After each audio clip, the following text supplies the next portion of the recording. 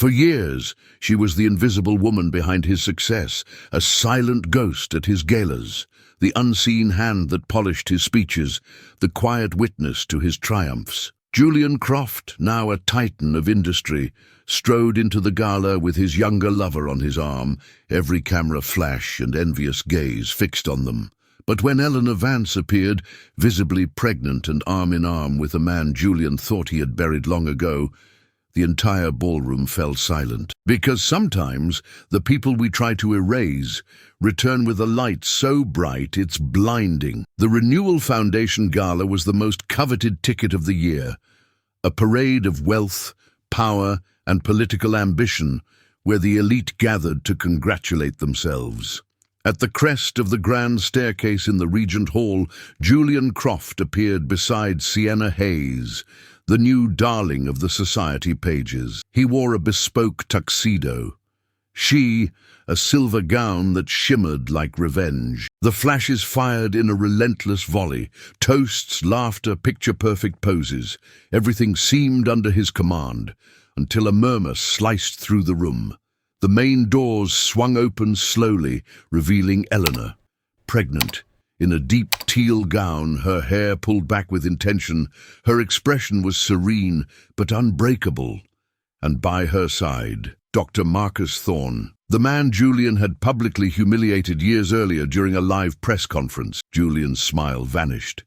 His hand trembled. The champagne flute slipped, and the sound of shattering crystal on the marble floor echoed louder than any speech he had ever given. Before she was the woman who could stop an entire ballroom, Eleanor Vance was the gentle shadow of an empire in the making. She was an award-winning history teacher, a woman passionate about museums, used bookshops, and the smell of freshly brewed coffee. When she met Julian Croft, he was just a mid-level event planner, drowning in debt but brimming with charm and colossal ideas. She saw in him not what he was, but everything he could become. And she chose to stay. In the beginning, they shared a cramped, leaky studio apartment and impossible dreams. Eleanor would grade papers, while Julian drafted proposals on their small kitchen table. She managed the budgets, handled the cash flow, and rewrote his speeches until they shined. No one saw her, but without her, nothing worked. Slowly, success found them. First came invitations to bigger events, then contracts with politicians, investors, and luxury brands. Julian became the man reinventing American glamour. Eleanor became the woman who straightened his tie just before the cameras started rolling. For a long time, she didn't mind. She wanted to build something together, to help, to contribute, to be there. She never craved the spotlight, but she wanted to be remembered. Yet as his fame grew, her space shrank. The questions he used to ask faded away. Their conversations turned into business reports. The late nights were no longer spent together. She slept alone in their king-size bed. And then one day, the pregnancy test came back positive. Eleanor sank to the bathroom floor and wept. From joy, from fear, from a surge of hope. She thought about how to tell him, rehearsing the words in the mirror. She bought a small frame engraved with "Our Beginning" and placed the ultrasound photo inside. Julian came home late that night, exhausted, impatient. She tried to smile, holding out the frame. He glanced at it for 2 seconds, forced a grin and said, "Are you sure now is a good time?" Her eyes welled with tears as she nodded yes. He didn't touch her belly, not the picture frame. Not her. In the following days, he started sleeping in his home office so he wouldn't disturb her. The dinners vanished. The texts became silence. Eleanor told herself it was just the shock, that soon he'd be back to the man with big ideas and shining eyes. But there, in that moment, he looked away from the life growing inside of her. Something fractured, and it began to hurt. Eleanor never dreamed of fame, much less fortune. Her dream was simpler, and for that reason, much harder to achieve. She wanted a home, not a showpiece from an architectural magazine with LED panels and floating stairs, but a space where you could breathe without fear.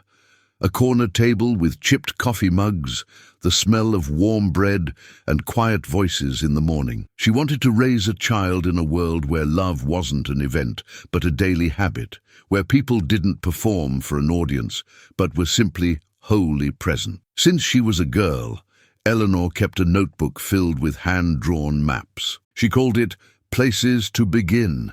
They were sketches of houses, schools, libraries. She dreamed of one day teaching in a place with massive windows where kids could sit on the floor without being scolded. But when she met Julian, her plans adapted to his. He spoke of being the greatest, the most memorable, the unforgettable. Eleanor believed she could be his anchor. While he chased the spotlight, she would manage the backstage, not out of submission, but partnership. She believed that's what love was, taking turns in the center of the stage. When she became pregnant, she imagined it would be their reunion point, that a baby would make Julian slow down, remember what truly mattered. She fantasized about nights he would touch her belly, asking if the baby had kicked. She pictured them choosing names together, laughing at absurd combinations, buying a crib with 4 hands. The first week, she started a pregnancy journal. "Today I found out you are here," she wrote in a delicate script. She noted the day of her first wave of morning sickness, the date of the first ultrasound. She saved the printouts carefully, decorating the corners with clippings from magazines. It wasn't to show anyone. It was an attempt to make permanent everything Julian refused to see. She tried to include him. She sent him text updates, photos of the scans, pictures of baby clothes she found cute. The replies were terse. A thumbs-up emoji, a seen notification, sometimes nothing at all. At her third appointment, the obstetrician asked if the father would be coming next time. She lied that he traveled a lot. She smiled, as if apologizing for being alone. Still, Eleanor didn't give up. Instead of anger, she tried to find excuses. He's overwhelmed. It's the fear of becoming a father. It'll pass. Love did that to her.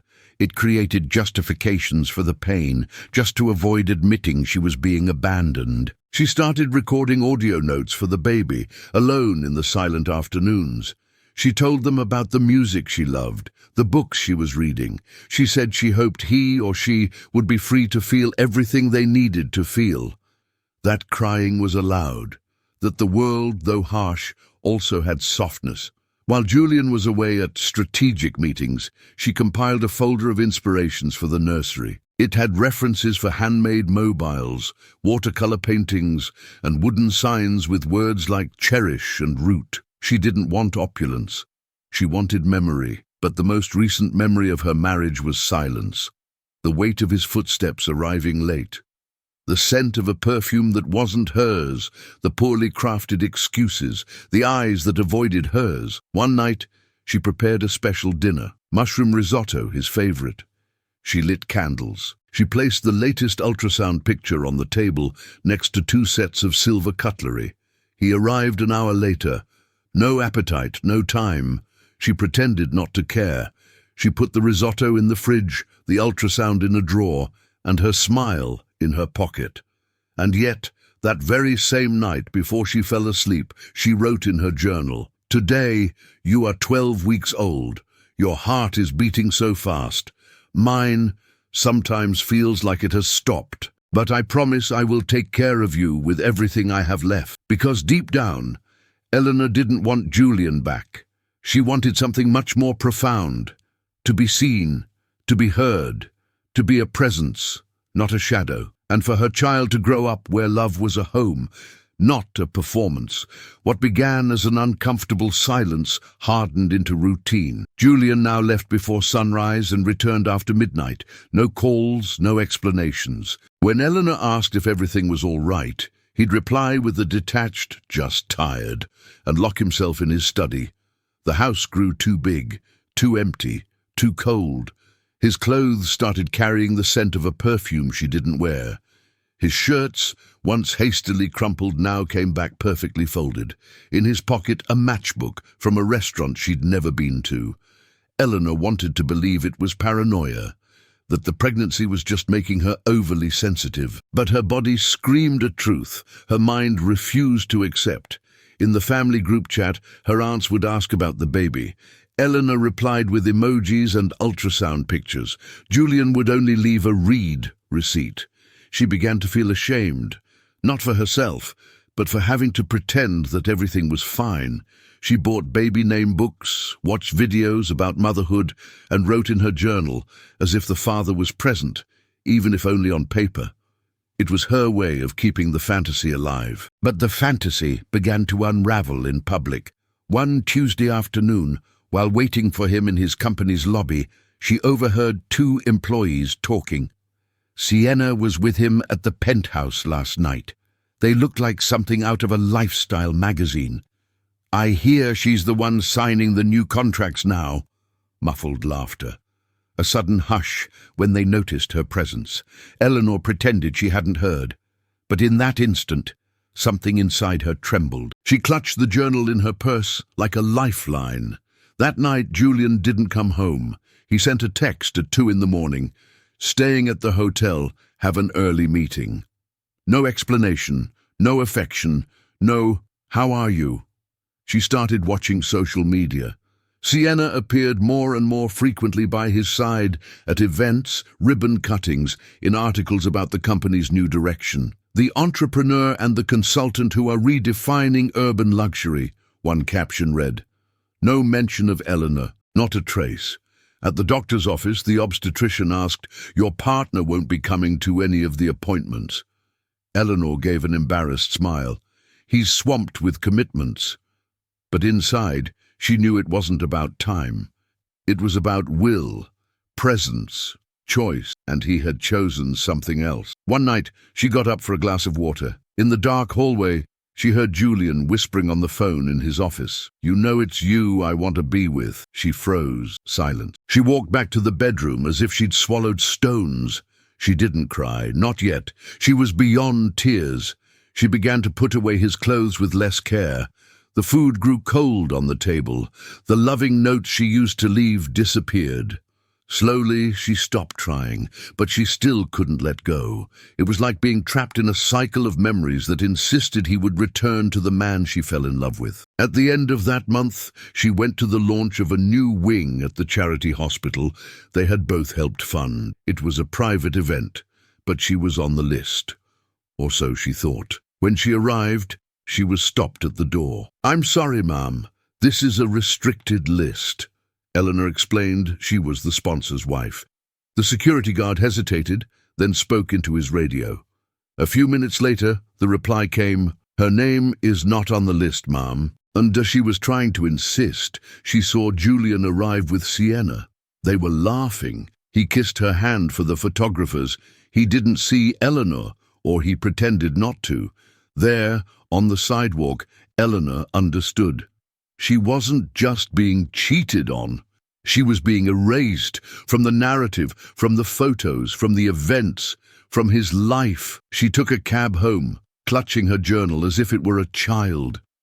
She went into the baby's room, which was still bare. She sat on the floor in a corner and just stayed there, in silence, like a shadow that had forgotten its own body. It was no longer about losing a marriage. It was about losing the right to exist. It was supposed to be just another ordinary night, but something inside Eleanor insisted she had to go out. She needed to see. She needed to be sure. On an event magazine's website, she read that Julian was being honored with the Visionary of the Year award at the closing cocktail party for Expo Lux, an international expo for architecture, design, and innovation that he had secretly helped finance. It was a black-tie affair, closed to the press and by invitation only. Eleanor hesitated. The invitation she'd found on the table days earlier was now expired. But she called an old friend who worked for the foundation and managed to get an access wristband. Nothing official, just a discreet band that wouldn't draw attention. She put on a black dress that still fit her. Nothing tight, just comfortable. She pulled her hair into a simple bun. No makeup. She didn't want to be seen. She just needed to confirm with her own eyes that everything she was feeling wasn't an exaggeration. Arriving at the convention center was surreal. A red carpet, pulsating light displays, waiters with trays of champagne, and photographers everywhere. The ambient music was an elegant, almost solemn instrumental piece. She walked past the entrance with the wristband on, her gaze lowered, her heart tight. She made her way to the main hall, and there he was, Julian Croft, with Sienna Hayes by his side. They were laughing, toasting, and posing for photos under a banner that read, "The future is now." She wore a gold dress, shoulders bare, her hair in perfect waves. He, a dark velvet blazer, an air of arrogance, and the posture of a man who owed nothing to anyone. Eleanor stood frozen, just a few yards away. The world spun in slow motion. The event's host took the stage. "Ladies and gentlemen, it is with immense honor that we welcome the man who has redefined the concept of luxury experience in America." Spotlights turned to Julian, a man whose vision has captivated investors, artists, and creators, and who now has a new force by his side. The audience turned. Sienna Hayes, the head of the new creative division at Croft & Cobra, is more than a brilliant mind. She is the face of a new era. Applause, flashes. Eleanor felt her legs tremble, but she remained standing. Then Julian took the microphone. "I want to thank, in particular, the woman who has been my inspiration these past few months. With her, I've rediscovered paths I thought I had lost. A strong, bold, creative woman who isn't afraid to start over." He turned to Sienna and extended his hand. "You are the architect of my new future." The room erupted in applause, but not Eleanor. She just turned her back. She walked through the hall slowly, trying not to stumble. She could feel people bumping into her, whispering. Some recognized her, others pretended not to, as if she were a strange shadow in their carefully constructed scene. She headed for the reserved mezzanine, where she knew there was a lounge with armchairs and water. But at the entrance, she was stopped by a security guard. "I'm sorry, restricted area." "I'm the honoree's wife," she said, her voice calm. "I'm sorry, ma'am. Only those with a VIP wristband." "He didn't give me one," she whispered. The guard hesitated. He spoke into his radio, asked for instructions, waited, and then the answer came. Cold. "Orders from production. Access denied." The man lowered his gaze. "I'm sorry, ma'am. I need you to step away." Eleanor looked at the floor, then at her hands, then at her belly. She felt the baby move. That was enough. Without a word, she turned around. She walked to the nearest restroom, locked herself in a stall. And there, sitting on the closed toilet lid, with her hands pressed against her face, she cried. Not the cry of someone caught by surprise, but of someone finally accepting the obvious. She had been erased, replaced, erased from the speech, from the photos, from the stage, from his life, with technique, with strategy, with coldness. And in that bathroom, under lights that were far too bright, she understood. It wasn't just Sienna's presence that hurt, it was her own absence that was screaming. She left the event through a side door. No one noticed. No one called out. She ordered a rideshare, got in without saying a word to the driver. The city blurred past the window. When she got home, she went straight to the baby's room. The room was still just a promise. Sealed boxes, unpainted walls, disassembled furniture. She sat on the floor, leaning against the wall. She took out her pregnancy journal. She wrote a single sentence. "Today I was reminded that forgetting is also a choice." She closed the notebook, put it in the drawer, turned off the light, and just stayed there, in silence. It was the end of something that had already been over for a long time, but now it was undeniable. The next morning, Eleanor didn't open the curtains. The sun cut through the blinds like an unwelcome intruder. The world outside carried on. Cars honking, delivery drivers ringing doorbells, neighbors chatting about the unseasonable heat. But inside the apartment, time had stopped. And so had she. She sat at the kitchen table, staring into a cup of cold tea. She couldn't remember if she'd added sugar, or if she'd even boiled the water. Her body moved on autopilot, but her mind was elsewhere, still frozen in that ballroom, amidst the muffled laughter and Julian's voice calling his lover the architect of his future. She replayed the phrase in her head, like prodding a wound to make sure it still hurt, and it did. On social media, the photos were already making the round. Sienna smiling from perfect angles, Julian with his arm around her waist, the two of them toasting under the illuminated sign. The comments were euphoric. Couple of the year. The new face of luxury. Such chemistry. Not a single mention of the woman who had shared his ugliest, most cramped, most human days. Eleanor tried to write in her pregnancy journal, but her hand shook. Nothing came out. No words, no tears, just silence. A heavy, hot, dense silence. She started avoiding mirrors. Not because she disliked what she saw, but because she didn't recognize it. Her eyes were sunken, her skin dull, her hair tied back out of sheer laziness. Her belly was growing, but it felt like it was growing inside someone else. In the group chat with her college friends, messages went unread. In the family chat, the questions became uncomfortable. Is Julian planning a baby shower? Have you thought of a name yet? What about the nursery decor? She just let the blue checkmark signal her absence. One afternoon, she decided to open a box of old photos. She found pictures from the first events she helped Julian organize, weddings in small halls, charity fundraisers, sweet 16 parties at community centers. She was always in the background, holding a clipboard or a tray, never in the center, but always present. She clutched one of the photos so tightly it almost tore. It was as if a version of herself who still believed existed in that picture.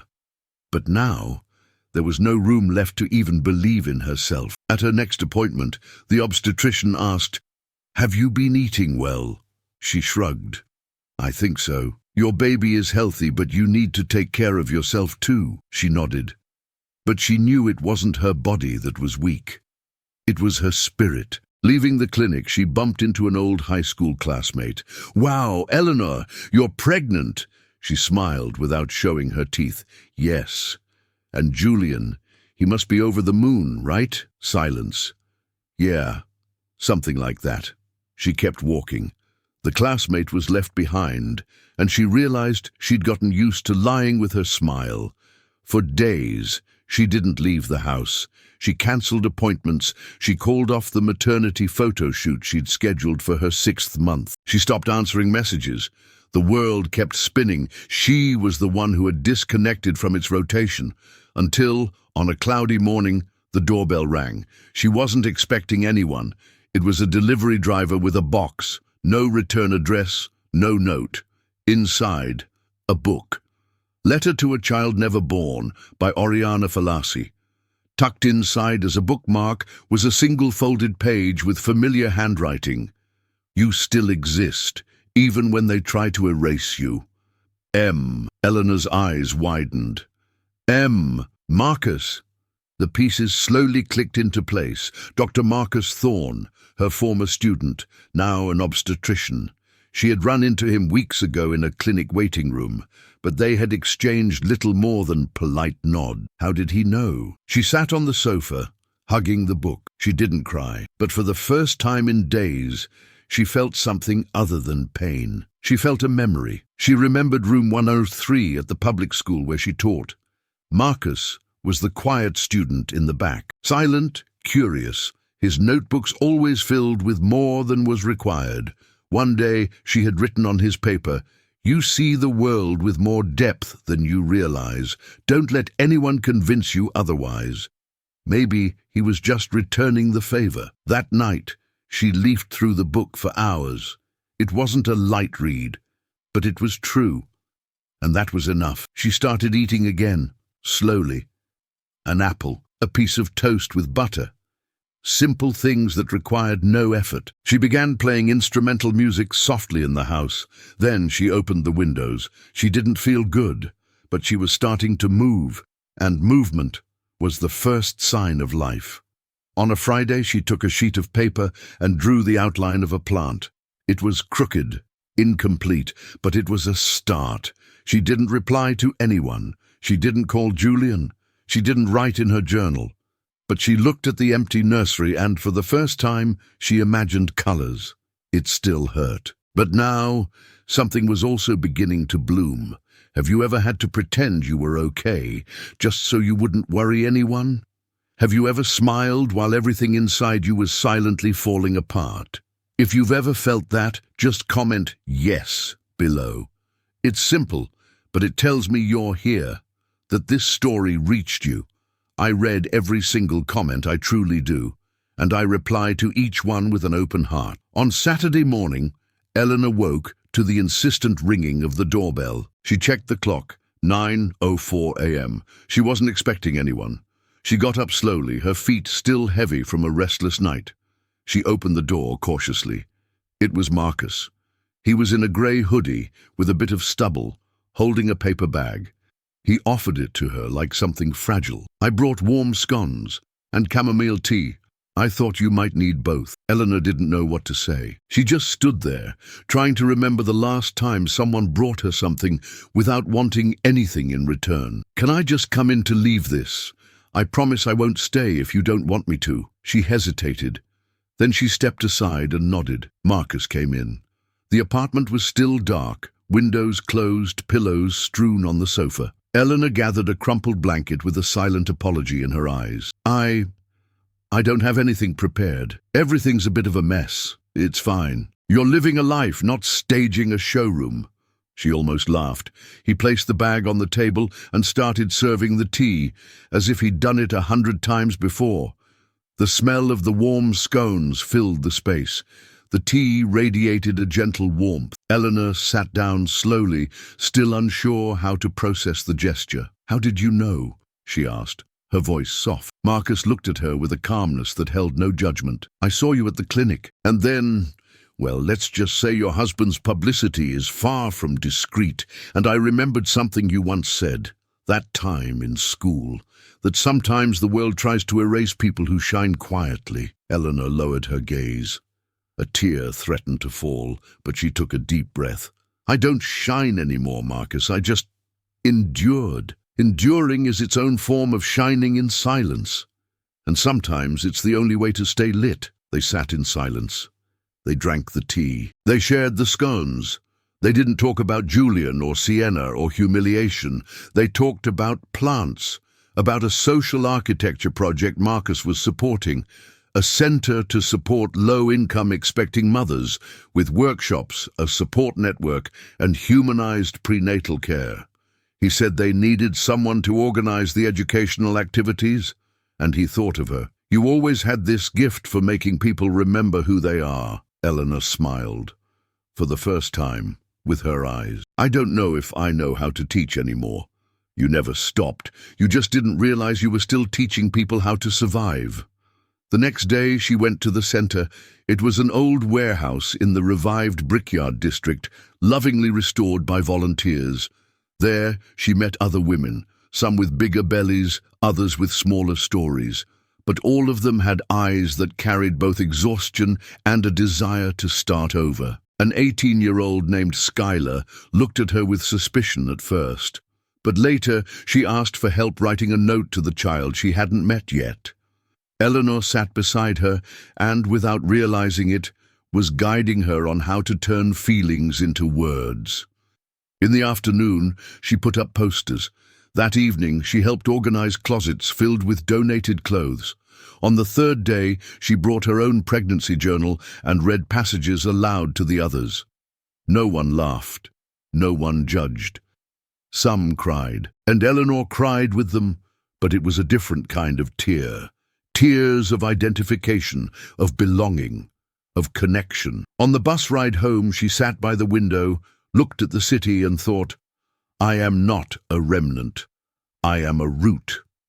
She started going twice a week, then 3 times. She began waking up earlier, setting aside clothes to donate, calling old contacts for support.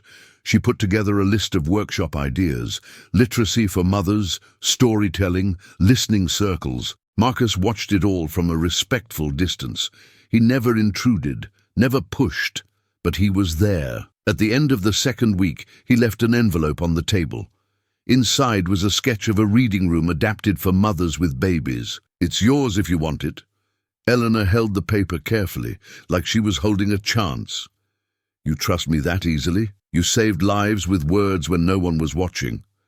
Now you just need to remember that." That night, she returned home, opened the living room window, and let the breeze in. For the first time in months, the street noise didn't bother her. She was alive.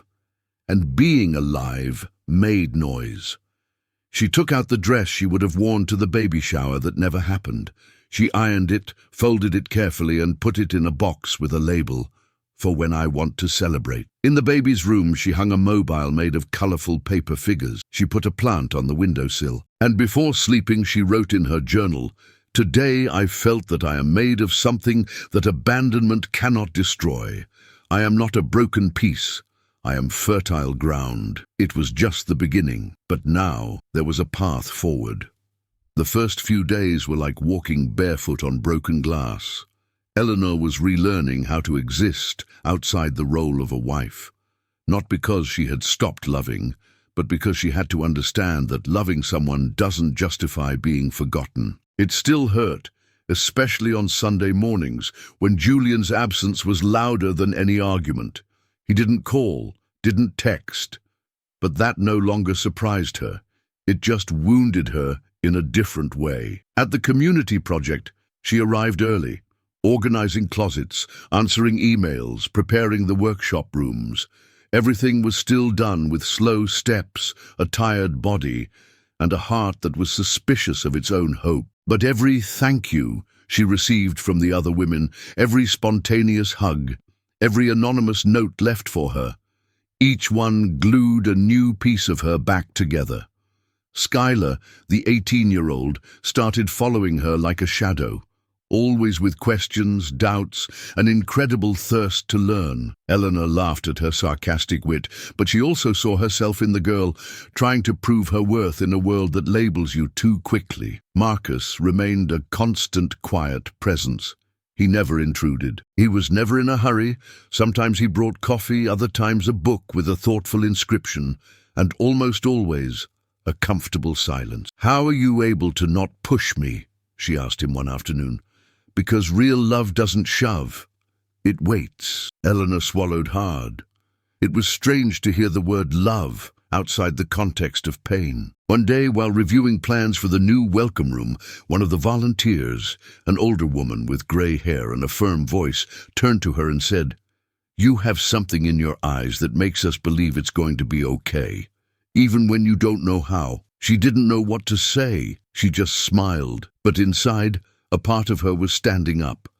Slowly, she started looking at herself in the mirror again. She started taking care of her hair. She began wearing the earthy red lipstick she'd kept since her wedding, not to impress anyone, just to remind herself that she was still here. But it wasn't all forward motion. There were setbacks.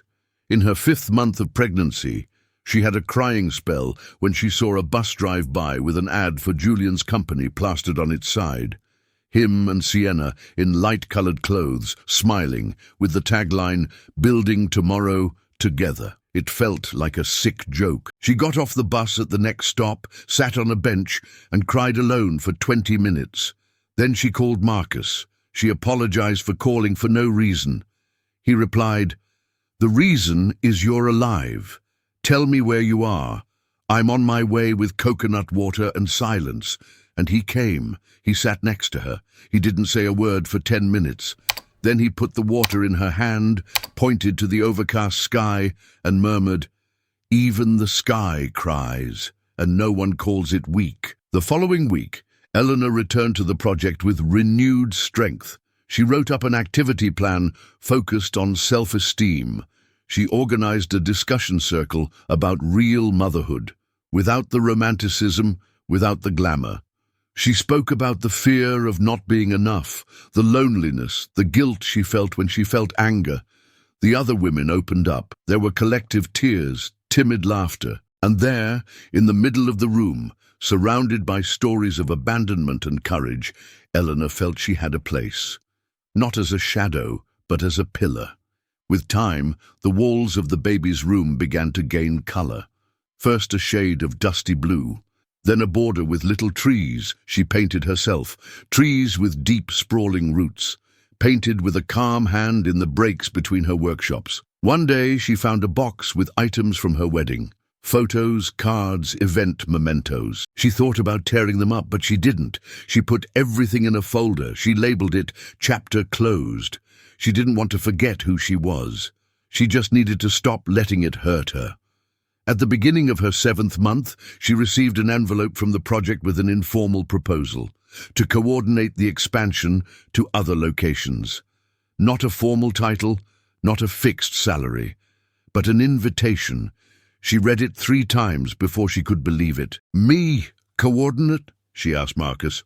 "You've already been doing it for weeks. We're just making official what everyone already feels." She cried, this time with pride. That night, she sat on the sofa with her feet up, hands on her belly, and wrote in her journal, "Today I didn't have to ask to be remembered. Today I was." The next day, as she put one of the baby's first onesies in a drawer, she murmured, "You're going to arrive in a world where your mother is learning to choose herself. One step at a time, but whole." It was a transformation, not magical, not glamorous, just real.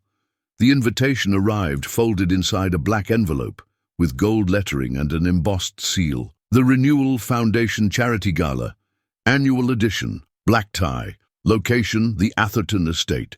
Date, August 27th, 8 p.m. It was the same event she had helped organize years ago, when she still worked behind the scenes for Julian. Back then, she handled everything: vendors, guest lists, press, logistics.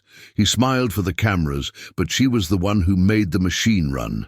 Now, her name was nowhere to be found. She held the invitation for a few minutes, unsure whether to throw it away or use it as a bookmark. She thought about declining, ignoring it, pretending it never arrived, but something inside her wouldn't allow for such an easy escape. That same afternoon, Marcus showed up at the center with a cloth garment bag. "It's from a designer friend of mine. She said you don't need to return it." Eleanor pulled the dress from the bag. It was a deep, mossy green, long, with a light and understated fabric. Elegant without being loud. Strong without being rigid. "Why did you bring me this?" "Because a woman who has rebuilt herself deserves to be seen. By her own eyes." She hesitated. "I don't know if I want to face all of that again." "You're not going for them. You're going for you." She was silent for a few seconds. Then she nodded. "Then will you come with me?" "If you want me to." "I do." In the days that followed, she didn't tell anyone. She just painted her nails calmly, trimmed her hair, and chose a stone necklace her mother had given her. She picked out comfortable shoes, a pair of small earrings, and she wrote in her journal, "This time, I'm not going for approval. I'm going to exist." On the night of the gala, the sky was clear, but the air was heavy with anticipation. At 7:30 p.m., Marcus pulled up in front of Eleanor's building. He wore a navy suit, his shoes slightly worn at the edges. He didn't have the pomp of a tycoon, but his presence was whole. Eleanor appeared at the entrance of the building in the moss-green dress that hugged her belly with dignity. Light makeup, a high bun, one hand resting on her stomach. She walked to the car without rushing. "You look beautiful," Marcus said. "I feel whole," she replied. The drive to the Atherton estate was quiet. Marcus put on some instrumental music. She closed her eyes for a few seconds.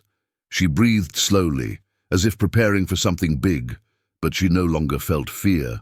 As they arrived, they saw the spotlights illuminating the estate's facade, the red carpet, the swarm of photographers. Eleanor felt her heart race, but she kept her pace steady. Marcus offered his arm, and she took it. On the other side of the entrance, Julian had already arrived. With Sienna, she wore a silver dress with a deep neckline and a practiced smile. He was in a black tuxedo, with his old air of believing the world revolved around him. When Eleanor stepped out of the car, a few heads turned, but the full impact came seconds later. The belly, the green dress, the man by her side. The room froze. "Is that Eleanor? She came?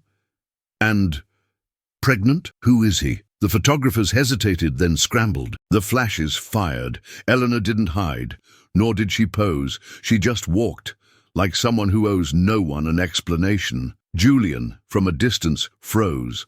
The glass in his hand tilted slightly. Sienna said something to him, but he didn't answer. Eleanor and Marcus entered the main ballroom. The orchestra paused for a moment. The host, who was announcing the next honoree, fell silent. The sound of Eleanor's heels on the marble seemed to echo from the chandeliers. They walked to a side table. They sat down, without a fuss, but with a strength no one there could ignore. Minutes later, Julian approached. Alone, he stopped in front of her. "Eleanor," she raised her eyes. "Good evening." He took a deep breath. "You came." "Yes." "With him?" "Yes." "And you're pregnant with your child, Julian, but you already knew that." The silence between them was thick. Marcus remained seated. He didn't intervene. He didn't posture. His presence was calm. "Can we talk in private?" Julian asked. Eleanor nodded. They went to one of the side corridors, under softer light. She leaned against the wall. He seemed smaller now. Smaller than his suit. Smaller than his name. "Eleanor, I know I messed up." "No. You made a choice." He tried to argue, but she held up a hand. "I'm not here for excuses. I came to remind myself that I exist." "You don't understand, Julian." "I spent months trying to understand. Trying to justify the unjustifiable. Trying to fit into the spaces you left for me. And you know what? I fit. But I wasn't supposed to be there because I wasn't born to be a leftover." She took an envelope from her purse. "The divorce papers. No scandal, no fight, just the truth." He took the papers with trembling hands. "Do you hate me?" she breathed. "No, but I'm not waiting for you anymore either." She walked back to the ballroom with the same steady pace. She sat down next to Marcus and smiled. Julian stood frozen in the hallway, the envelope in his hands and his ego in ruins. When the hosts announced the guests of honor for the next edition of the Social Architecture for All project, there was a surprise. "And we would like to invite coordinator Eleanor Vance to assume the direction of the expansion division for the quiet work that transforms realities." The applause came. Not out of charity, but out of recognition. That night, Eleanor didn't win a battle. She won herself back. And that was everything. The ballroom, still echoing with the announcement of the honor, seemed to spin around a single name. Eleanor Vance. People looked at each other, some with genuine surprise, others with a hint of guilt in their eyes. There she was, pregnant, present, firm. After being ignored by so many, she was no longer a shadow. She was the point of light, redesigning the night. Marcus, beside her, maintained his usual silence, but the gleam in his eyes betrayed a quiet pride and respect. He wasn't there to be seen, he was there to be supportive, and nothing more. Julian returned to his table, alone, the divorce papers still between his fingers. The document felt heavier than any trophy he had ever received. Sienna was waiting for him, arms crossed. When she saw him return, pale and silent, she grabbed his arm. "What is going on? Are you just going to let this happen?" He didn't answer. He just sat down. The face that had once graced magazine covers was now ashen, tense. He seemed out of place at his own party. The lights kept flashing, the waiters kept circulating, the orchestra resumed its music, but it all felt very far away. Meanwhile, Eleanor was slowly being approached by people who had barely greeted her before. An old art curator came up, hesitant.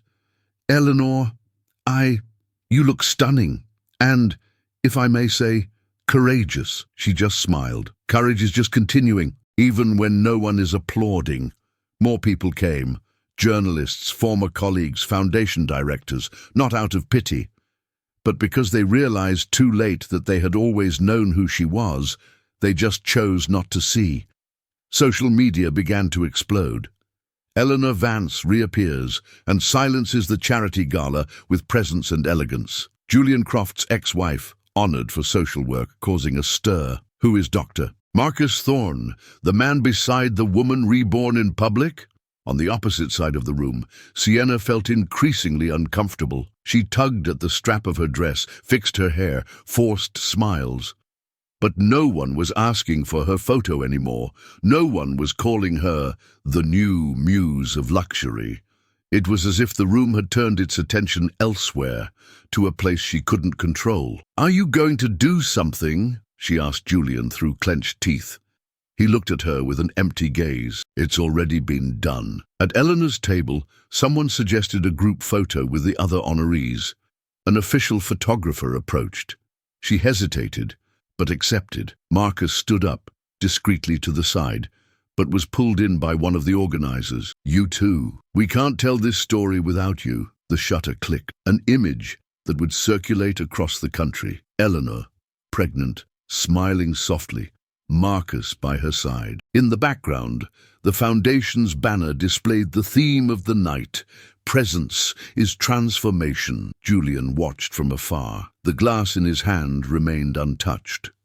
And for the first time in years, no one came over to congratulate him. In a side corridor, a TV journalist was waiting for the right moment. Seeing Julian alone, he approached. "Mr. Croft, good evening.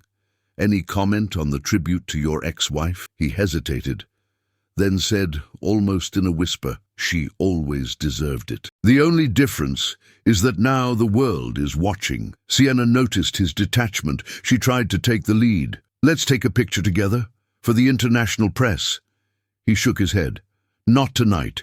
She insisted. He stood up, but not with her. He walked toward the exit. Sienna was left behind, surrounded by flashes that no longer fired for her. Meanwhile, Eleanor was walking with Marcus toward the estate gardens. She needed to breathe. She could feel the baby moving more forcefully. The night was warm, the sky clear, the breeze gentle. "Are you okay?" he asked. "I am. For the first time, I really am. You were a giant in there." "I didn't want to be a giant. I just wanted to be whole.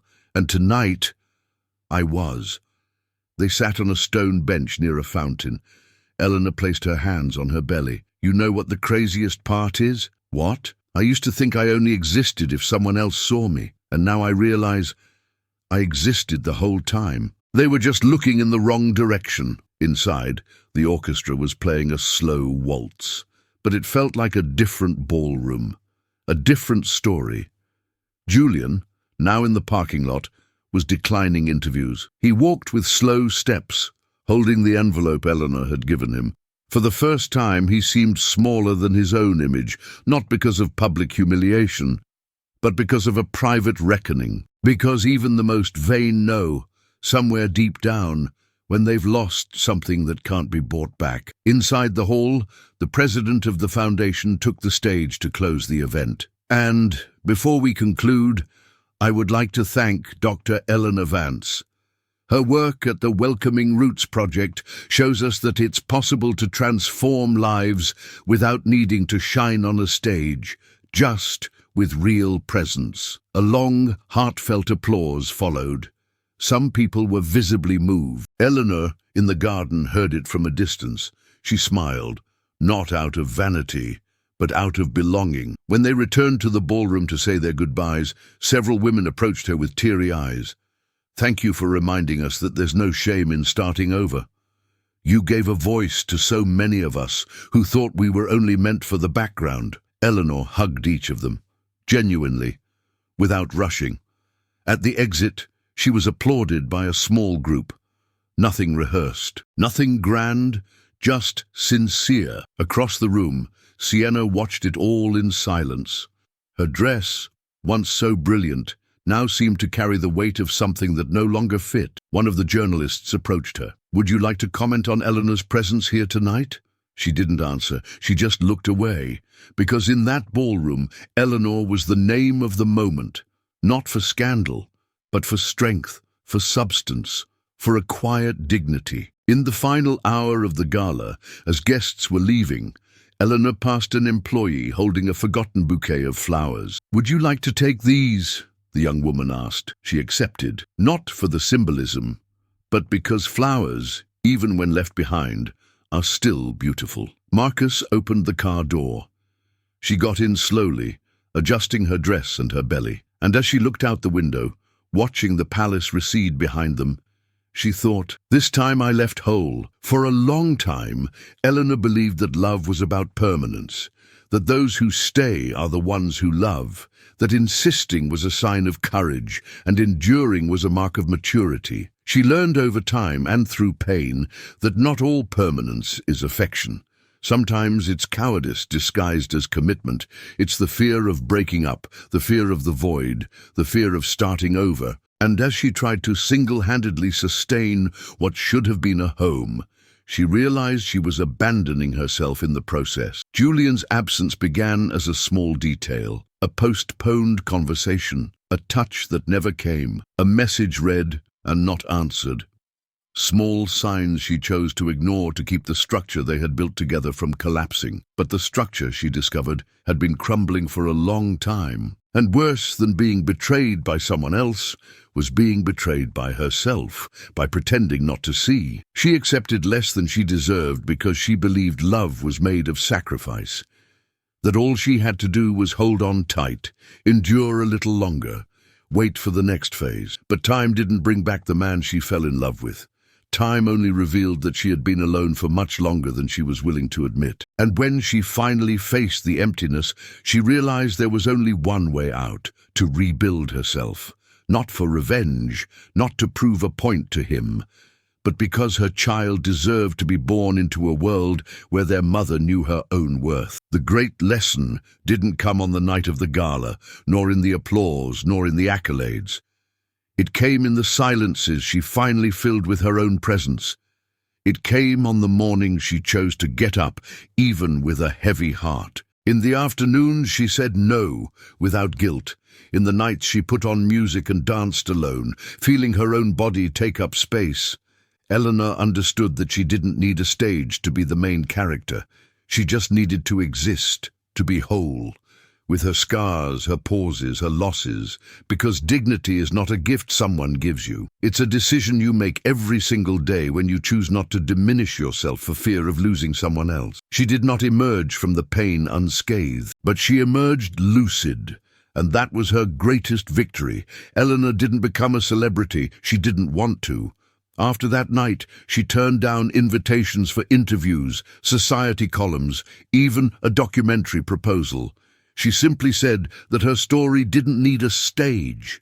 It just needed to continue being lived truthfully. 2 months after the gala, Aurora was born. A peaceful delivery on a morning of gentle sun, at the hospital affiliated with the very social project where she now worked as a coordinator. Marcus waited in the waiting room with a bouquet of fresh lavender and a couple of children's books as a gift. Nothing flashy, just presence. Eleanor held her daughter in her arms with a quiet sob and a whisper, "Welcome, my love. Now everything begins again." In the days that followed, the house found a new rhythm. The sleepless nights came, as expected, but they weren't lonely. They were accompanied by peace, by a good silence, by lightness. It was exhausting, but it was whole. Julian showed up 3 days after the birth, unannounced. He brought expensive flowers and red-rimmed eyes. He asked to see his daughter. Eleanor didn't hesitate. She placed Aurora in his arms firmly, without fear. They stood in silence for long minutes. There were no accusations, no explanations. He didn't ask for forgiveness, and she didn't ask for anything. It was too late to rebuild what was lost, but there was still time for him to learn how to be a father, if he was willing. Eleanor made it clear. She didn't need him, but Aurora would have the space to choose what to build with him, as long as he showed up with consistency, not excuses. Julian began to visit with some regularity. He never tried to get back together, maybe out of pride, maybe out of shame, or maybe because he finally understood that those who disappear in difficult times don't get to return as heroes. Sienna went solo. She lost a few contracts, fell off a few lists, but she learned to reposition herself. She vanished from the headlines and moved into a behind-the-scenes role. Eleanor never heard anything more about her, nor did she look. Miguel remained present. He helped without invading. He'd show up with soup, with patience, with coloring books. There was no label between them, just affection, respect, and a silent bond built without haste. Eleanor turned part of her home into a small studio.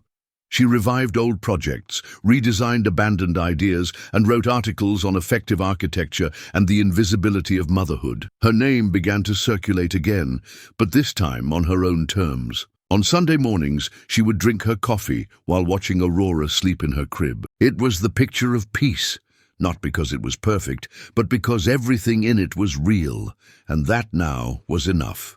If this story touched you in any way, if at any point you felt it was speaking to you, leave a like. It shows me that it's worth continuing to tell stories like this. Now tell me in the comments, what city are you watching from?